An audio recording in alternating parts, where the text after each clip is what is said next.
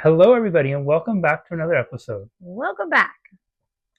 Recently, Amanda and I attended our first ever workshop together. It was, right? No, yours. You weren't. Well, you were attending. You were supposed to be. I'm running the workshop, and And I was helping. no, you were sitting there taking notes about How bad you were doing.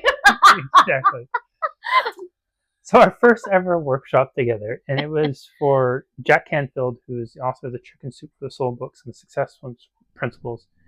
His final workshop he's going to run. He's now semi-retired.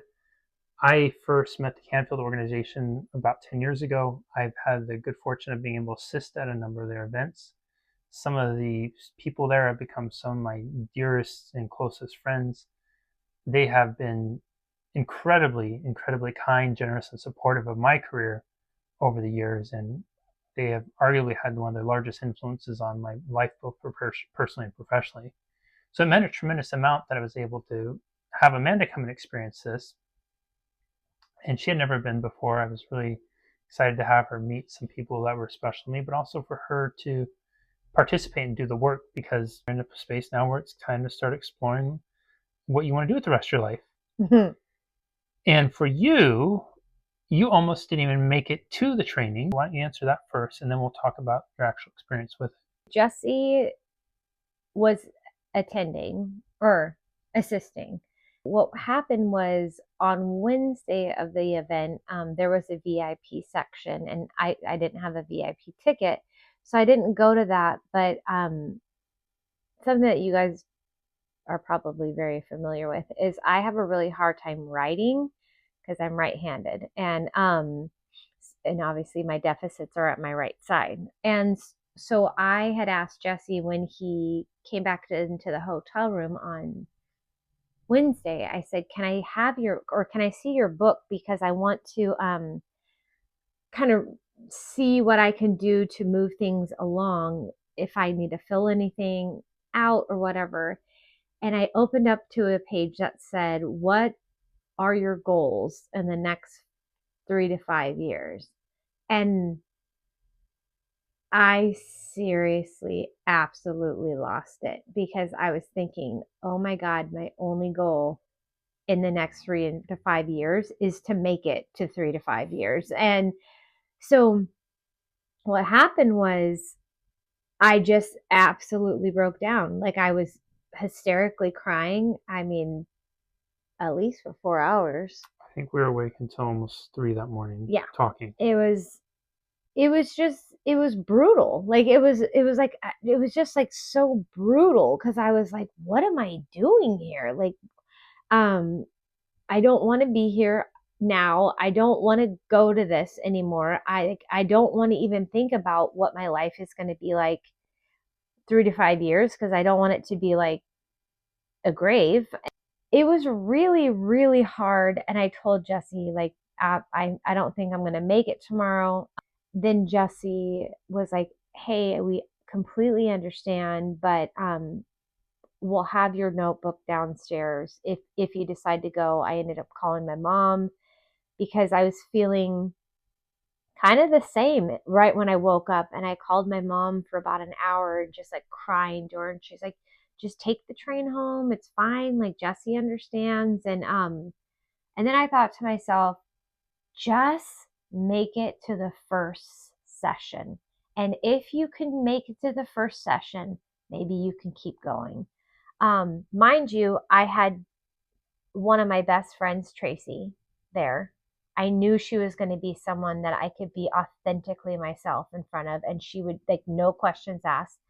I had my coworker, Christy, who's one of your closest friends. Who's one of my closest friends, Daphne, who's like obviously another really close friend of mine, Melinda, who was also there. So I had people in my corner that knew, because I text messaged everybody, said, hey, I don't think I'm going to make it. Here's what's happening. And they all understood. But then you kind of saw something from your perspective of the Canfield assistance and and so something that's really important too about this, and what you may not realize about Amanda and just experiencing her this way. Amanda has lived her whole life making everybody else a priority. And she has intentionally worked very hard in all of her relationships with her family and her friends. And whether you've known her for 5 minutes or for 15 years, to make everybody else the number one priority and to not really put a lot of attention on herself. So most of the people who are closest to her would not even know that she was ever sad, that she was ever struggling with stuff, because she is masterful at making it all about them. And so now that she has some deficits, that has almost gotten exacerbated to where she is really nervous about trying or doing new things because she's even more concerned about being an inconvenience or a bother to other people. And that's what a lot of our stories do, right? Is when we have this belief we start to form about ourselves, we start looking for evidence to support that belief. We all know, any of us who are good storytellers, which we all are, we know that we can find evidence just about anywhere. And Amanda is masterful at finding evidence to support. I'm so incredible.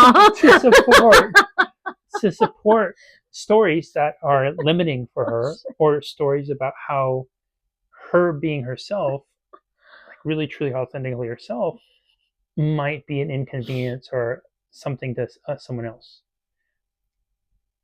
We did talk for probably about 4 hours the night before, from about 11 p.m. until 3 a.m. A lot of crying, a lot of talking. My encouragement to her was there was zero pressure to come down, to come downstairs because we were staying at the hotel. If you do, instead of making this seminar about taking notes or about any of those types of things or making sure you wrote everything down, what if you just made it about allowing yourself to love others and then allowing yourself to receive love from others? Just that. Yes. In addition to her close friends she had attending, much as I said earlier, many of the staff and the members of the assisting team have become some of my closest and dearest friends. And while all of them had not met Amanda in person, every single one of them knew about her and her story. Uh-oh. Here comes Jesse. And they are such loving people that they were all so excited to be able to love on her. Yeah. So they all knew what was going on with her. I had talked to them all just beforehand to that morning, so they knew, because everybody was asking if Amanda was coming. I saw Amanda come down off the stairs, or off the elevator, and I was meeting with somebody else. My friend Caleb, who he had actually met Amanda before, he saw her from across the room, stops what he's doing, and goes over and gives her the biggest hug. Yeah. And it's just that welcoming. Yeah. And sometimes, that's just what we need when people are having a hard moment, is you just need that one person who will love you enough to get you through. And it was so good it was him and it wasn't me, because again, Amanda's really, as you saw in our last video, Amanda's very comfortable telling me no. So to have that reassurance come from somebody other than me, and then her friends were there very quickly with her, so she had a little safety net. So she got in the first time. She got in the first section, and then what happened to you over the next, the rest of that day? I got better. Like, I got better at telling my story to strangers. And I did have this moment of like, oh my gosh, like these people are in like personal development course, and here I am like with like a really sad, hard story. But I mean, people were so loving and caring and accepting, and it was a really great room to be in. You could tell just like the love and support from the staff as well as the assisting team. I mean, they were nothing short of incredible, but even the attendees, like amazing. And it was a safe space where you're no one's like trying to take photos. Like, people were just trying to be real, and like real with each other and real with their life circumstances. Because I think one of the first things that we had was, who do you want to be, and it was like the Alice in Wonderland Hmm. thing. And I just thought to myself, like, oh shit, there is no hiding The who what's are you? Yeah. happening. Yeah.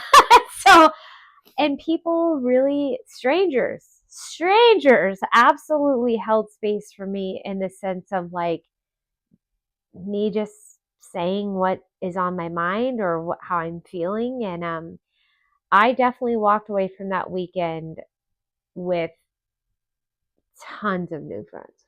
So you started the day on the first day, Thursday morning. You look like you're about to have a breakdown and crying. Absolutely. And then when I saw you Saturday night for the end of it all, you were laughing and giggling with people you'd never met before. Right. You were still up running around talking to people after 11 o'clock at night. Right. You had been really concerned about being able to sit in a room that long, and if you get too Yeah, my tired, attention right, span. which you did great, Yeah. and you stopped. I think by the end of the day one, you stopped making it about everybody else, because you told me at the end of day one you still weren't telling people, you weren't necessarily asking for help, and you weren't telling people about what is going on with you. And then by the end of day two, when I checked on you, you had said you were telling people. And then one of the future videos we're going to do, you're going to talk about what you want to do now with your life.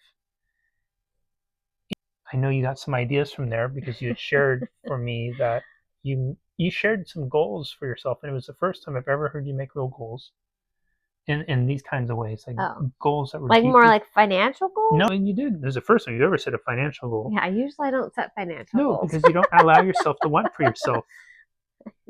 But you do have things that you want, and that's what's really. I want goats.